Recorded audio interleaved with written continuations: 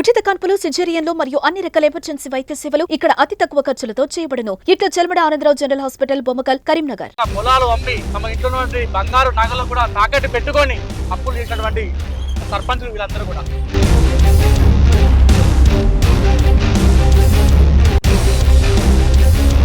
మాకు అప్పులతో కాకుండా మాకున్న భూములు భార్యల మీద పుస్తక తాడులు అమ్ముకుంటూ కూడా అప్పులు తీసుకొచ్చి బ్యాంకులలో అప్పులు తీసుకొచ్చి మేము గ్రామాలలో అభివృద్ధి పనులు చేసినాం.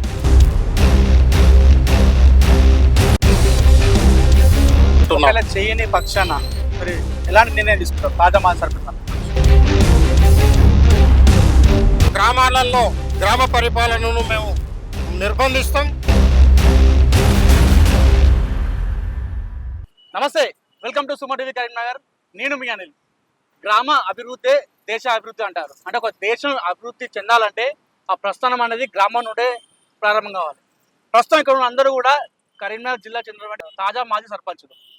తమ గ్రామానికి ఏదో చేయాలని తపనతోని సర్పంచ్ నిలుచొని గెలిచిన తర్వాత బిల్లులు సరైన సకాలంలో రాక అప్పులు కట్టి అదేవిధంగా పొలాలు అమ్మి తమ ఇంట్లో నుండి బంగారు నగలు కూడా తాకట్టు పెట్టుకొని అప్పులు చేసినటువంటి సర్పంచులు వీళ్ళందరూ కూడా ఇప్పటి కూడా బిల్లులు రాక కూడా చాలా మంది ఇబ్బందులు పడుతున్నారు. ప్రస్తుతం వీళ్ళందరూ కూడా కరీంనగర్ జిల్లాకు చెందినటువంటి తాజా మాజీ సర్పంచులు కలెక్టరేట్ ముందు ధర్నాకు తీయడం జరిగింది. ఒకసారి వారందరితో మాట్లాడదాం. ఎంత అప్పులు చేశారు, అసలు ఏం జరిగింది అనే విషయాన్ని కూడా మనం తెలుసుకుని అన్న. అందరికి నమస్తే.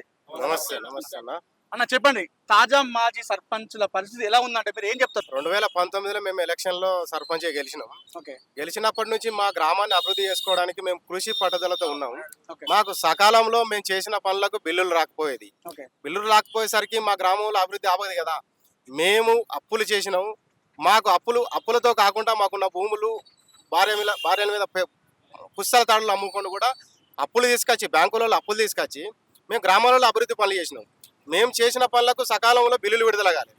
బిల్లుల విడుదల కాకపోవడం ఒకటి, మాకు అప్పుల ప్రెషర్ పెరగడం ఒకటి. దీనివల్ల మేము మనస్తాపం గురై కొంతమంది సర్పంచులు ఆత్మహత్య చేసుకున్నారు. అంటే మేము సర్పంచ్గా గెలిచి మా గ్రామాన్ని అభివృద్ధి చేసుకోవాలని కృషి పట్టుదలతో మేముంటే మాకు ప్రభుత్వం ఇవ్వాల్సిన బిల్లులు ఇవ్వకపోవడం వల్ల ఈరోజు సర్పంచులది స్థానిక సంస్థల పరిస్థితి దీనంగా ఉన్నది, అధ్వానంగా ఉన్నది. దానివల్ల మా గ్రామంలో ముఖ్యంగా మేము చేసిన పనులకు టీఆర్ఎస్ ప్రభుత్వ హయాంలో మేము ప్రభుత్వం ఆదేశాల మేరకే పనులు చేసినాం. అప్పుడు బిల్లులు విడుదల కాలే. మరి అప్పుడు ఎలక్షన్ టైంలో ఎలక్షన్ ప్రచారంలో ముఖ్యమంత్రి రేవంత్ రెడ్డి గారు ఒక హామీ ఇచ్చారు, ఇప్పుడున్న సర్పంచులు మీరు అప్పుల పాలయ్యారు, మీకు నిధులు విడుదల కాలేదు, మీరు చాలా ఇబ్బందుల్లో ఉన్నారు, మేము కాంగ్రెస్ ప్రభుత్వం అధికారంలోకి వచ్చిన తర్వాత మీ బిల్లులను మేము విడుదల చేస్తాము అని మాకు నమ్మబలికింది. మేము నమ్మినాం. ముఖ్యమంత్రి రేవంత్ రెడ్డి గారి మాట నమ్మి మేము టీఆర్ఎస్ పార్టీలో ఉండి కూడా మేము ఇండైరెక్ట్గా కాంగ్రెస్ పార్టీకి సపోర్ట్ చేసినాం. ఈరోజు లేకుంటే కాంగ్రెస్ పార్టీ ఎట్లా గెలుస్తుండే? మేము ఇండైరెక్ట్గా సపోర్ట్ చేస్తేనే కదా. అందుకని మేము ఇప్పుడు అడుగుతున్నాం ముఖ్యమంత్రి రేవంత్ రెడ్డి గారు, అయ్యా మీరు మాకు హామీ ఇచ్చారు, మీరు ఇచ్చిన హామీ మేరకు మాకు నిధులు విడుదల చేయండి, మమ్మల్ని ఆదుకోమంటున్నాం, మిమ్మల్ని శాంతియుతంగానే మిమ్మల్ని అడుగుతున్నాం తప్ప మేము ఇదికి అది కాదు, మేము శాంతియుతంగా అడుగుతున్నాం కాబట్టి మాకు నిధులు విడుదల చేయండి అని మేము కోరుతున్నాం. ఎక్కడన్నా మీరు ఎక్కడ మండలి? కరీంనగర్ జిల్లా గంగార మండలం కాచెట్టిపల్లి సర్పంచ్. నేను ఎంత అప్పు చేయడం జరిగింది? నేను 15 లక్షలు. 15 లక్షలు అంటే గత ప్రభుత్వంలో మీరు అర్జీ పెట్టుకున్నారా? ఏమన్నారు గత ప్రభుత్వంలో? ఇప్పుడు ఏమంటున్నారు ప్రభుత్వం నాయకులు? గత ప్రభుత్వంలో అర్జీ పెట్టుకున్న పనులు చేసినాం. బిల్లులు మాకు అధికారులు ఆదేశిస్తే మేము అదే అధికారులు అడిగినాం, మరి మీరు పనులు చేయమంటారు, మాకు బిల్లులు వస్తలేమంటే మీరు చేయండి వస్తాయి అని చెప్పారు. ఒకవేళ మేము పని చేయకుంటే కలెక్టరు, డిపిఓ, ఎంపీఓ మాకు సెక్రటరీలకు, పంచాయత్ సెక్రటరీలకు నోటీసులు పంపించారు సస్పెండ్ చేస్తామని. అలా భయపడ్డాం మేము. రెండోది పంచాయత్ సెక్రటరీలు పాపం వాళ్ళు ఉద్యోగస్తులు కదా, అది సర్పంచ్ సాబ్ మీరు ఎయ్యి లేకపోతే మా ఉద్యోగం పోతాయని వాళ్ళు భయపడడంతో మేము కూడా భయపడి పాపం వాళ్ళని ఇబ్బంది పెట్టడం. కానీ మేము అప్పులు తీసుకొచ్చి మేము సర్పంచ్ కదా అప్పులు తీసుకొచ్చి అని మేము చేసిన పనులు చేసుకుంటూ కూడా మేము ప్రభుత్వానికి చెప్పినాం మాకు అప్పులు ఉన్నాయి, మరి మాకు నిధులు విడుదలయ్యాయంటే అంటే విడుదల చేస్తామని చెప్పుకుంటూ మమ్మల్ని పని చేపించారు, నమ్మించారు. సరే, అప్పుడున్న టీఆర్ఎస్ ప్రభుత్వం మమ్మల్ని నమ్మించింది, మోసం చేసింది. మరి ఎలక్షన్లో మీరు హామీ ఇచ్చారు కదా, ఇప్పుడున్న సీఎం ముఖ్యమంత్రి రేవంత్ రెడ్డి గారు మీకు బిల్లులు ఆయననే అన్నాడు, సర్పంచులు అప్పుల పాలయ్యారు, మేము మీకు నిధులు విడుదల చేస్తామని ముఖ్యమంత్రి రేవంత్ రెడ్డి గారు చెప్పారు. మేము ఆయన మాటలు నమ్మి మేము ఇండైరెక్ట్గా మేము సపోర్ట్ చేసినాం. ఇప్పుడు తీరా టైం ఏడాది గడుస్తుంది. ఈ ఏడాది గడుస్తున్నా ఆయన మమ్మల్ని పట్టించుకోవడం లేదు. దీనివల్ల మా ఊళ్ళో ప్రెషర్ పెరిగి కొంతమంది సర్పంచులు ఆత్మహత్యలు చేసుకుని చనిపోతారు. వాళ్ళ కుటుంబాలు ఇలా వాళ్ళ భార్య పిల్లలు వీధిన పడుతారు. వారికి అంటే చూడండి, ప్రభుత్వ విధానం వల్ల ఒక సర్పంచ్ గ్రామ అభివృద్ధి చేసిన సర్పంచ్ ఈ రోజు అతను ఆత్మహత్య చేసుకుంటే వారి కుటుంబం వారి భార్య పిల్లలు వీధిన పడుతుంది. అంటే వారి కుటుంబం వారి పిల్లలు స్వేచ్ఛగా బతికే హక్కు లేదా? ఈ ప్రజాస్వామ్యంలో ఒక కుటుంబం స్వేచ్ఛగా బతికే హక్కు లేదా? పని చేసి ప్రజాస్వామ్యంలో గెలిచి ప్రజాస్వామ్యం బద్దంగా గెలిచి గ్రామంలో అభివృద్ధి పని చేసి ఒక పట్టుదలతో అభివృద్ధి పని చేసిన సర్పంచ్ తీవ్ర మనోవేదనకు గురై అప్పులపాలకి గురై చనిపోతే వారి కుటుంబం వీధుల పడుతుంది. వారిని ఎవరు కాపాడాలి? ఇప్పుడు వారి కుటుంబానికి ఎవరు ప్రొటెక్షన్ చేయాలి అని నేను ప్రశ్నిస్తున్నాను. దయచేసి ఇప్పటికైనా ముఖ్యమంత్రి రేవంత్ రెడ్డి గారు బిల్లులు విడుదల చేయాలని అన్న చెప్పండి అన్న. ఇదే ధోరణి నెలకొండే మైక్ తీసుకోండి, ఇదే ధోరణి నెలకొంటే ఇంకెవరైనా సర్పంచ్కి ఆ పోటీ చేయడానికి ముందుకు వచ్చే అవకాశం ఉందంటారా?